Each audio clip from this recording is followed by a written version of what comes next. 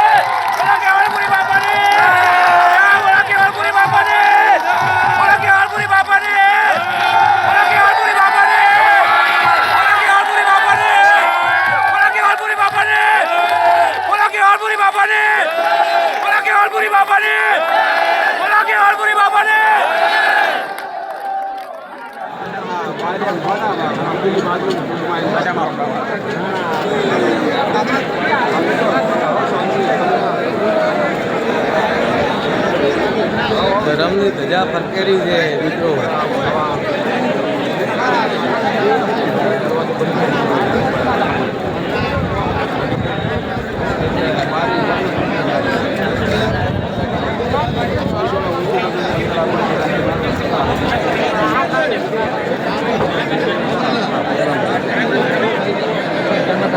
અંદર અવાજ છે એટલે અંદર નહીં, જગ્યાની બહાર બધા પબ્લિક બધી બહાર છે.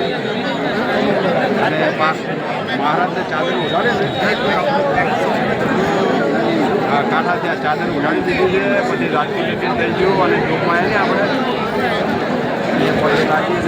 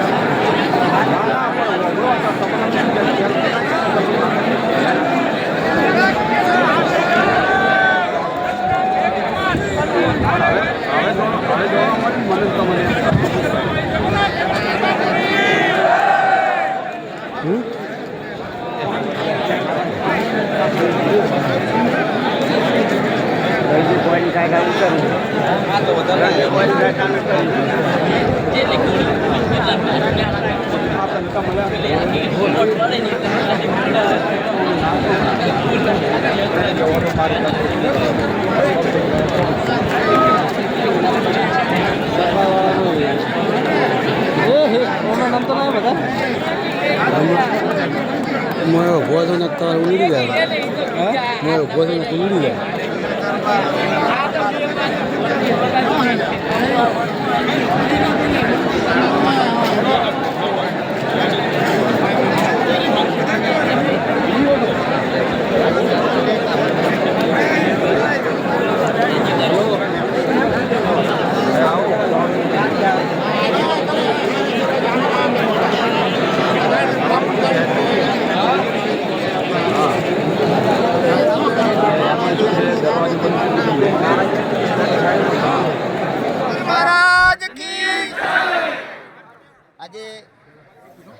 જગદીશપુરી બાપુનું જે અચાનક મૃત્યુ થઈ ગયું, હવે નિયમની જગ્યાએ જે થાળીમાં હવે ધારો કે ગાદીએ તો બેસાડવા પડે કોઈને, એમને બેસાડવા પડે બરોબર.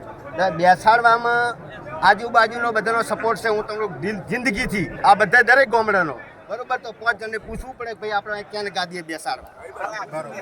પૂછ્યા વગર જાતે એમની રીતે નિર્ણય લઈ લે એ ના ચાલે. બીજું એમના જે નિર્ણય લીધો એમનો કહેવા જાય લોકો તો એમને લાફા ખાવા પડ્યા.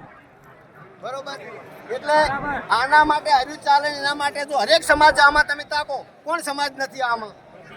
બરોબર, અને હું દરેકને હાથ જોડીને નમ્ર વિનંતી કરું છું કે સત્યમાં ઉભા રહો અને સત્યનો વિજય થવાનો.